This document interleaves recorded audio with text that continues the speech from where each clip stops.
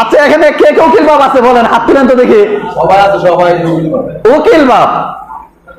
উকিল বাপ নির্ধারণ করে মেয়েকে বিবাহ দিয়েছে, মেয়ে পাচ্ছে শ্বশুর, তাকে বাবা ডাকে, আবার উকিল বাপকেও বাবা ডাকে।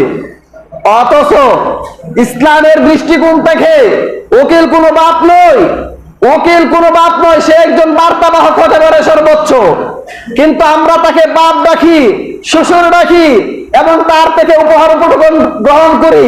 সেই উকিল বাবু মাশাআল্লাহ একজন মেয়ে পেয়েছি, বিবাহ করার আগেই মেয়ের বাপ হয়ে গিয়েছে এবং তাকে উপহার উপঢৌকন দেই।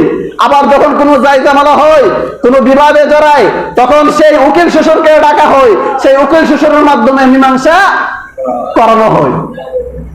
আচ্ছা বলেন তো দেখি, ইসলামের দৃষ্টিকোণ থেকে এমন কোন উকিল বাপের সুরত আসেনি? নাই। ইসলামের কোনো সুযোগ নাই উকিল বাপের। আবার এই মেয়ে গিয়ে তার কাছে বেপরদা অবস্থায় বাবা ডাকে, কাছে গিয়ে বসে, আরো নানান কত কাহিনী।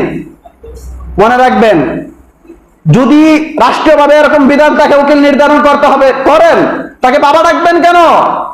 কেন তাকে বাবা ডাকবেন বলেন?